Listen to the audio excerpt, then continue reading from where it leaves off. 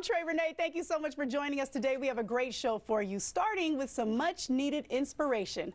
How to transcend prejudice. Sounds good, right? Here with the mission and his steps to make it happen, we welcome back speaker and trainer, Kemy Joseph.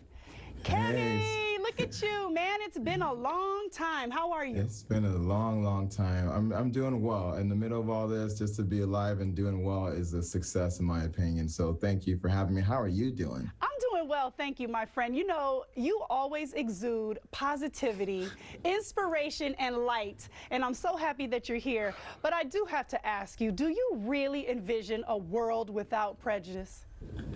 So a world without prejudice, I think, is a hard one. A world where we redirect our prejudice, I think, is more possible. Okay. Thank you for that. So basically, you dream of a world where maybe we celebrate our differences instead of using whatever the prejudgments are about them against one another. Against one. Yeah, because I think with prejudice is a defense mechanism. It's how we protect ourselves, whether it's a perceived threat or an actual threat. We will flare up, and so when we say like getting rid of prejudice, people start to get tense, and then they're more prejudiced because they feel like someone's going to attack them. Mm-hmm. So I think what we're doing is helping people to redirect that energy by helping create safer environments, creating conversations that are hard but still are safe enough for people to let that guard down, actually hear each other and speak what's true so we can move forward. Okay, so then help me out. What's the first thing that we can do to transcend prejudice in the world?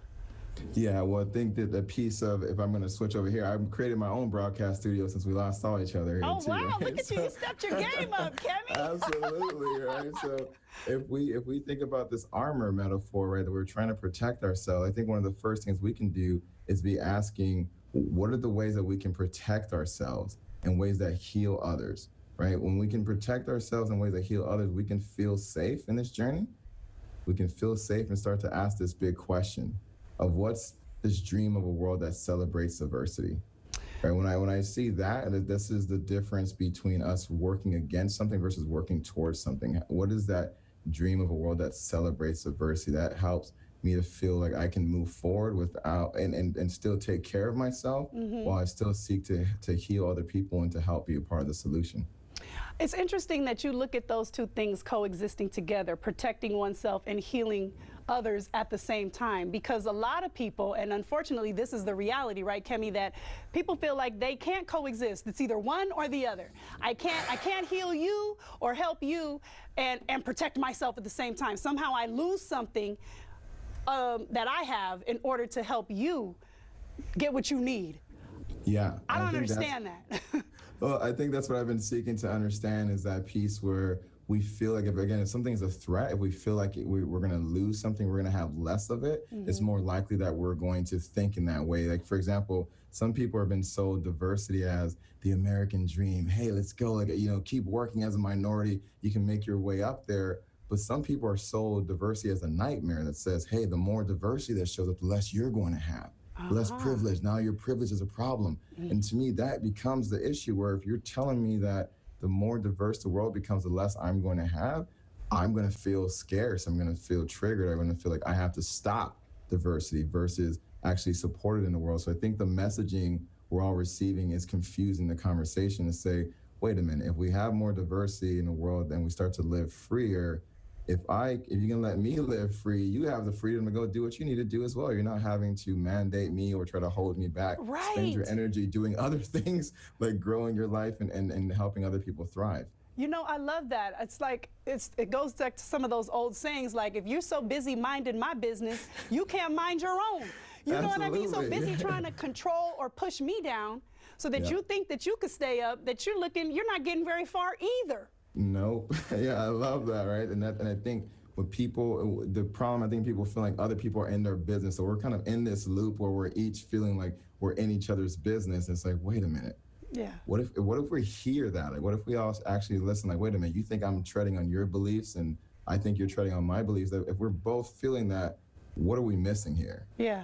Is there a different conversation we can have to where we both feel like our beliefs are being respected, and that we can see that by respecting each other's beliefs, we give ourselves more space to be human beings? Like, that's the conversation that I'm wanting to have with people. Right, and I know that you believe in the power of open dialogue and conversations. That's where the healing begins, right?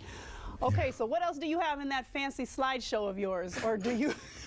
Oh, you know, I got more. I was like trying to keep it. So even when we talk about this conversation, back to this about being able to celebrate diversity, right? This is a question I know not many people have been asked. So we like to make fun, like, all right, if you're celebrating in the workplace, does it mean that everybody's having a good time? Does it mean that we're having a party, that this is actually enjoyable? Does it mean that we just get to have more conversations at the table? Yeah. I don't think many people have answered that question. For me, as what we've been talking about, for me, is this dream where everybody lives safe. Every human being can live safely and thrive.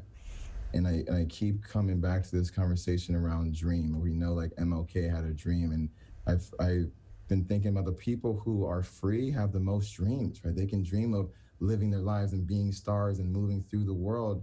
But the people who are oppressed only have one dream, just to be free. Yeah. So how do we help more people have that? It's a giving, we have to give that space for people to have more dreams, giving people the ability to feel more safe and more free. Man, I got some goosebumps with that one, Kemy. That's so true. When you drove that point home, the freedom to even be able to dream past, you know, one thing of just being safe or being free overall. Yeah. But I do have to tell you, I like the idea of partying in the workplace like that. I want confetti when I walk through the room. I think that's awesome. And my other coworkers, everybody throws confetti. That's a new American dream. That's a new dream. I mean, I love to play around with this stuff because it's like, wait, that could be ridiculous, but are we even dreaming of what's possible on the positive side, right? We can talk about all the hard work, but what are we working so hard for? We hopefully are working to get somewhere where we can enjoy ourselves and be like, hey, I can show up and be who I am and feel appreciated in that. And I can use my skill sets to grow business, to grow change in the world. It's like, I don't even know how many people have thought of it like that, which is why we're bringing the conversation in this light. Exactly. Kemy, I tell you, you're a gem. You're a gem, and I know you have so many more gems to offer, so you have to come back and talk to us. But I think you've posed some really great questions for people to ponder and even ask in their own homes and in their own circles to get that conversation started. Thank you so much. Yes, thank you. Appreciate you. All right. We're going to have more information about Kemy for you on our website at KATU.com. Don't go away. More Afternoon Live when we come back.